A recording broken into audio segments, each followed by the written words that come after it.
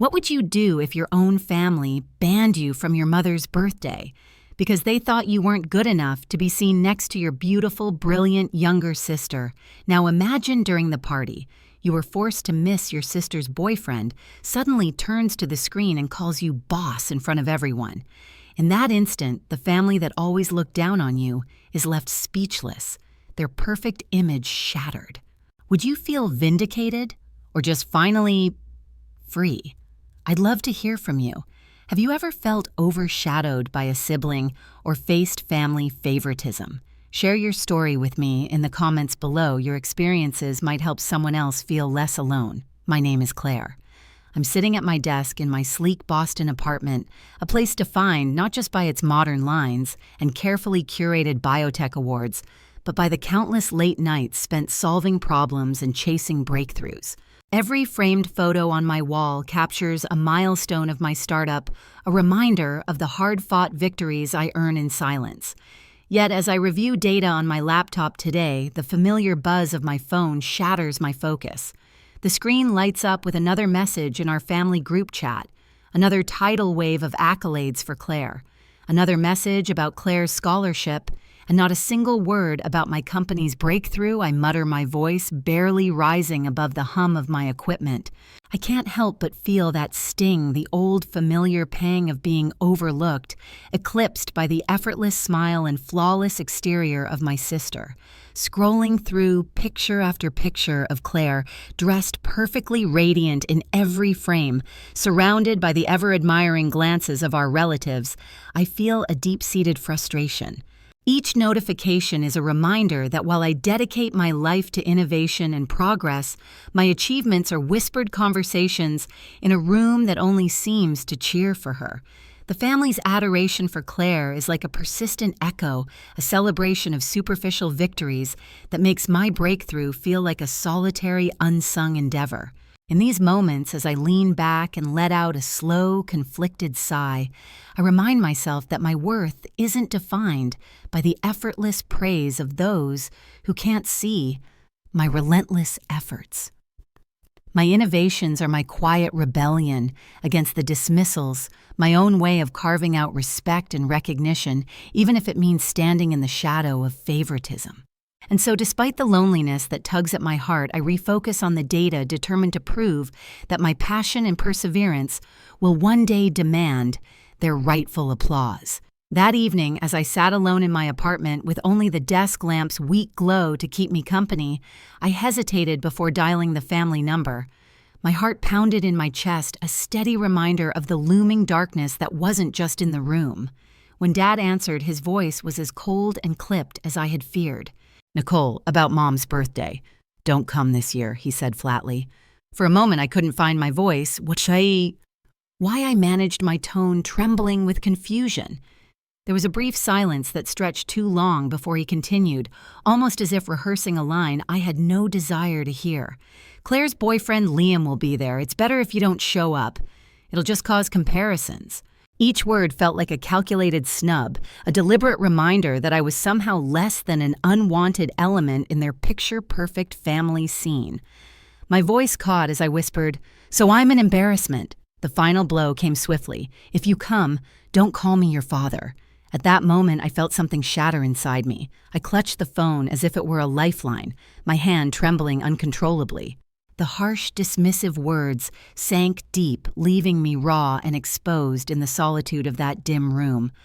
I was left with nothing but the echo of my family's disdain, a painful reminder that despite every breakthrough and every hard-won success, I was still the one they chose to overlook.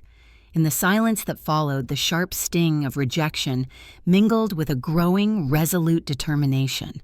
Though I was hurt, I knew this was another step in a long journey toward claiming my own worth, a journey that I had to embark on, even if it meant facing my family's indifference head-on. The morning light crept through the large kitchen windows, its gentle rays contrasting starkly with the heavy decision I was about to make.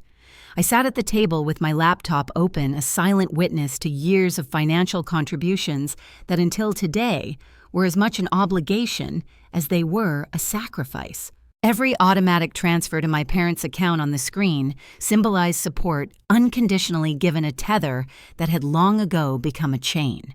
My eyes scanned over the familiar figures, each number a reminder of the expectations I had upheld, despite feeling increasingly invisible. I hovered over the mouse, my finger trembling for a moment as I contemplated the weight of my decision. In a soft, resolute whisper to myself, I said, "No more. They don't deserve this." That single line carried decades of suppressed frustration and sadness, each syllable a quiet scream for recognition and respect. With one decisive click on cancel, the routine payments that had once seemed like a duty were severed. Almost immediately, my phone buzzed against the quiet clatter of the morning. A text from my mother appeared. "Nicole, the bills are late. Please help." I paused, staring at the screen. For a heartbeat, I considered replying, justifying the years of unreciprocated support. But today wasn't about justification. It was about reclaiming control. I let the message linger in silence, refusing to let it dictate my self-worth. In that moment, my determination outweighed the pang of guilt. There was a raw, bittersweet clarity in knowing that I was no longer the endless reservoir for their needs. My lip trembled slightly, not from weakness, but because every sacrifice felt like a part of my identity peeling away. I knew the decision carried consequences, yet I also recognized it as the first step in a journey toward self-respect. This morning, bathed in the honest glow of the rising sun, I chose to put my own needs at the forefront. In that quiet act of defiance, I set a boundary that would redefine my life on my own terms. That night, my phone buzzed in the quiet of my apartment, a stark contrast to the chaos unfolding at the family home. I could almost feel the tension radiating through the screen as one urgent text after another arrived. My sister Claire's furious words burst through.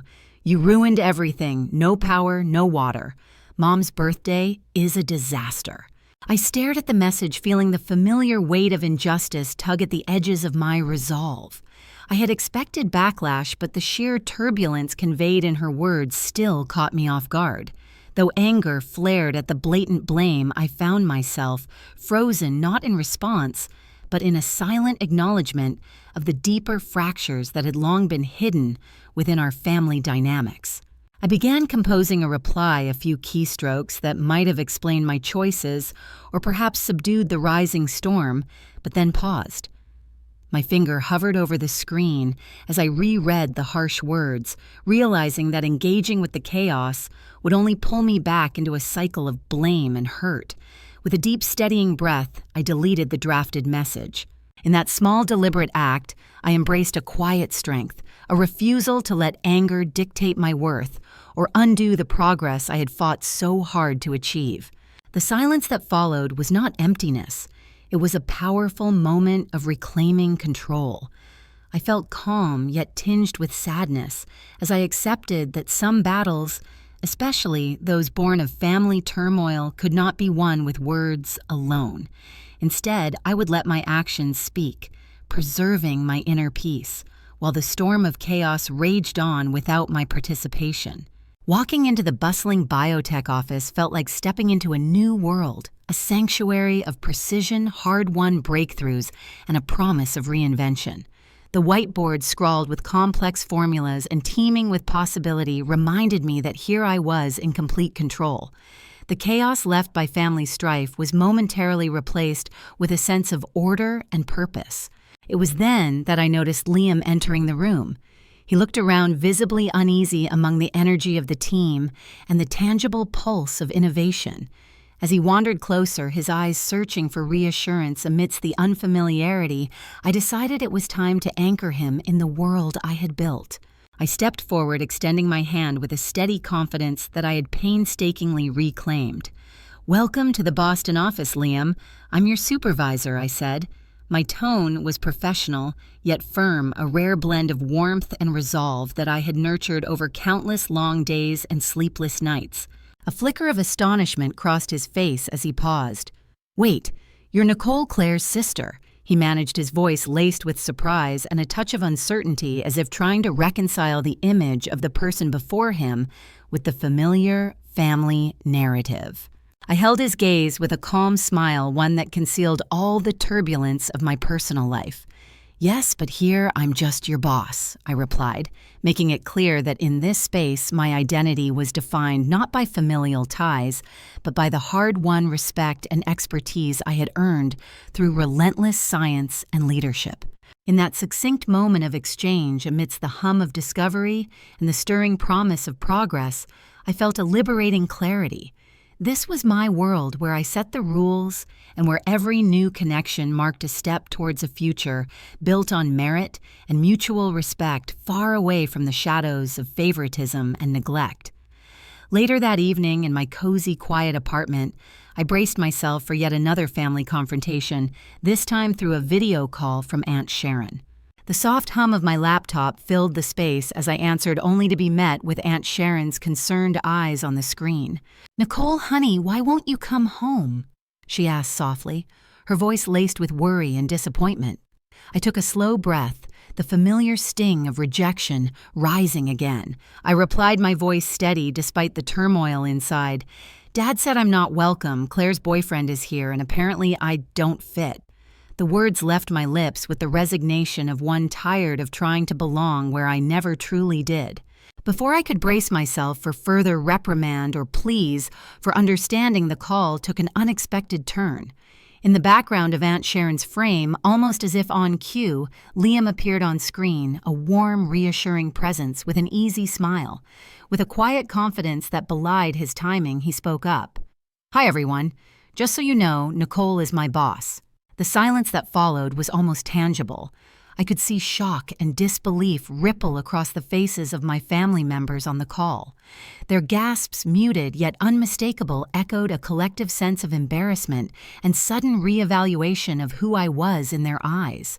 In that instant, I felt a surreal calm settle over me. My gentle smile was steady, a quiet yet unmistakable assertion of my self-worth. Here was proof that my identity wasn't defined by the whims of family favoritism or silent sacrifices. It was forged in the crucible of my own professional achievements. That revelation on Aunt Sharon's call wasn't just about setting the record straight, it was a turning point.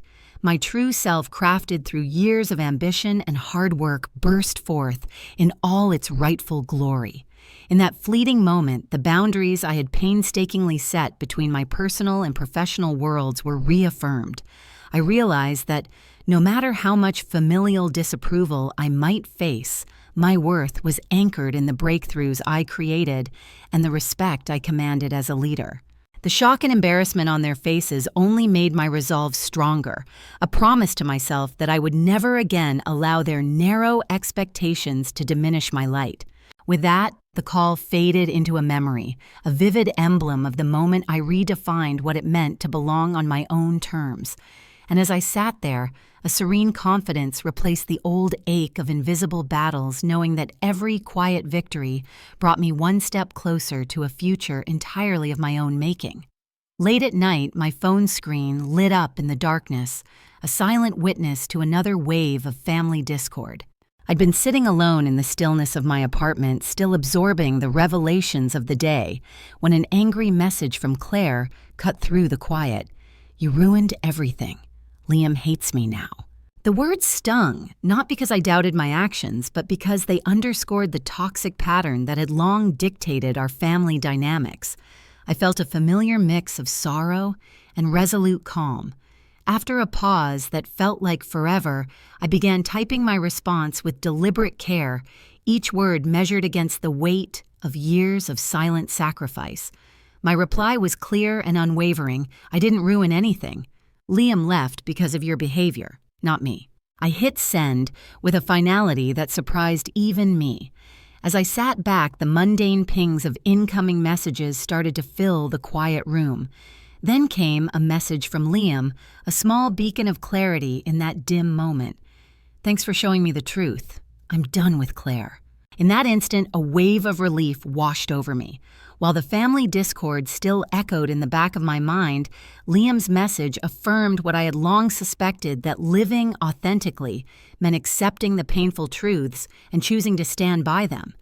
His simple declaration was a quiet acknowledgement of the injustice I'd endured and a promise of liberation from a web of favoritism and manipulation. I set my phone aside and exhaled slowly, feeling the tension in my shoulders ease just a little. I knew that by taking this stand, I wasn't just drawing a line with Claire, I was building my own sanctuary of truth and respect. The hurt and disappointment would linger, but so would the knowledge that I had finally reclaimed a piece of my identity, a piece worth preserving. In that late-night moment of digital confession and retribution, my journey towards self-respect took a decisive turn. Every message, every word I had sent was no longer just a reaction to my past. It was a declaration of independence, a promise that from now on, my actions would echo the strength of my convictions. And as I sat in the quiet aftermath, I knew that this was only the beginning of a new chapter where I would no longer allow others to determine my worth. What might come next, I knew the road ahead would be rugged and unpredictable, but now, armed with the clarity of my choices, I was more ready than ever to confront whatever challenges lay in wait, and to do so on my own terms. The air in my apartment felt heavy with unspoken expectations as my parents sat stiffly on my couch, their faces drawn tight with a mix of regret and something resembling scheming. I'd spent years building walls between us, and now here they were, attempting a form of reconciliation that smelled suspiciously of strings attached. Mom began haltingly, "We're sorry, Nicole. Claire needs help now." The apology was thin, almost transactional, a sentiment that stung even as I welcomed the possibility of mending our fractured family ties. I could see the hesitation in their eyes, as if they were weighing how much they could reclaim the old order. I cleared my throat, my voice steady and resolute. "I'll help," I said, "but only if Claire pays her share and we put everything in writing." The words fell from my lips with a finality that left no room for misinterpretation. At that moment, I wasn't just negotiating finances, I was drawing a line in the sand. I wanted protection from the old dynamics that had always left me sacrificing too much, too silently. Dad's reaction was immediate and laced with disbelief. "You're making this a business." He snapped, the shock of my proposal echoing in his tone. I met his gaze firmly, my eyes not wavering for an instant. "I'm protecting myself," I replied. "No more silent sacrifices, no more bending to expectations that favor others." Every word was a declaration I wouldn't allow our interactions to be marred by transactional terms masquerading as love. I was worth more than being reduced to a ledger entry. The conversation crackled with tension, a turbulent mix of old resentments and new boundaries being drawn. In that charged atmosphere, I realized that their attempt at reconciliation wasn't born of genuine remorse or a desire to change, but from necessity, driven by crisis. Yet I refused to let that crisis pull me back into the role of the unappreciated daughter who believed that her hurts could always be mended with half-hearted apologies. As the discussion wound down, I watched their expression shift from indignation to reluctant acceptance. I had transformed a moment meant for guilt and obligation into an opportunity to reclaim my self-respect. I wasn't negotiating the terms of financial support alone. I was dictating how I would be treated, insisting on a new paradigm where respect is earned, not extracted from duty. That day marked yet another turning point on my journey. I walked away from that meeting with a quiet exhilaration, a fierce, almost defiant sense that I was finally in control of my narrative. Every condition I set was a step toward the future I deserved, one where love wasn't measured in sacrifices and where I would always insist on being seen for who I truly was. The morning sun poured through my floor-to-ceiling windows, bathing my apartment in a gentle golden glow. I stood there by the window, feeling the warmth settle over me like a long-forgotten embrace. For the first time in what felt like ages, the noise of my phone was absent, a welcome silence that filled the space with possibility rather than expectation. In this stillness, I caught my reflection in the glass. The tired eyes I once wore every day had softened into something resolute and serene. I took a deep breath, letting the crisp morning air clear the remnants of yesterday's turmoil. Every exhale was a release, a shedding of the long-held burdens of being overlooked and undervalued. Quietly, almost as if it were a secret meant only for me, I whispered to my reflection, "I'm done being invisible. I deserve respect and love on my terms." Those words were not just a statement. They were a declaration of self-empowerment. I had finally reclaimed a part of myself that had long been hidden behind expectations and silent sacrifices. In that moment, as the city slowly awakened beneath me and the light grew brighter, I felt a serene confidence surge within. The world outside continued as unpredictable as ever, but right here in this very instant I had taken control. I had set new boundaries, ones that honored my worth, and celebrated the achievements that I had fought so hard to earn. With a calm smile touching my lips, I turned away from the window, ready to embrace the day. Every step forward was no longer weighed down by past neglect. I was determined to build a life that recognized my value, a life where love, respect, and freedom were not privileges earned by someone else's favor, but rights I claimed unconditionally. Now, moving forward with that newfound clarity, I knew the journey ahead would be mine alone, and that realization alone was a victory worth celebrating. The conference room was quiet but buzzing with quiet determination, a space where ideas were exchanged based on merit rather than old wounds. I sat at the polished table, laptop open and notes in front of me, ready for another day of professional progress. The air felt different here, crisp and charged with a promise that I alone was crafting my future. Liam spoke first, his tone warm yet measured. "Thanks for your support, Nicole." I met his gaze, the memory of our earlier conversations, now transformed into a bridge between personal truth and professionalism. "Let's keep this professional.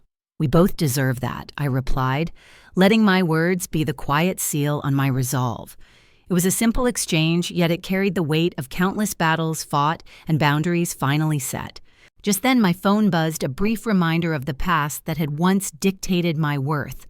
A message from Claire flashed on the screen, but without a second thought, I silenced it. Every buzz, every ping was a whisper of an old narrative that I no longer belonged to. In this room, my focus was unyielding, fixed on the work ahead and the respect I had earned in a world built on capability rather than conformity. As the meeting continued, ideas flowed freely. I contributed confidently to discussions, my voice melding with the clarity of my convictions. The tension that had once stifled me had been replaced by an unwavering sense of self. I wasn't just fighting for professional recognition, I was affirming that my personal journey was complete with dignity and self-respect. The conference call wasn't a battleground for family dramas. It was a sanctuary where my worth was measured by my expertise, my resilience, and my resolve. By the time the meeting adjourned, I felt an inner calm that stretched beyond the polished glass of the conference room. The obstacles of yesterday, the harsh words and relentless comparisons held no sway over me anymore. I had chosen a path defined by professional excellence and personal empowerment, a future where every decision was mine and every victory was a testament to my true self. Walking out of that room, I carried with me the quiet pride of having transformed old pain into the power of progress. This was the start of a new chapter, a chapter of moving forward on my own terms, free from the confines of expectations that once weighed me down. If you enjoyed this story and want to hear more real-life family dramas, don't forget to subscribe to the channel and hit the notification bell so you never miss an update. And if you think someone you know would relate to this story, please share this video with them.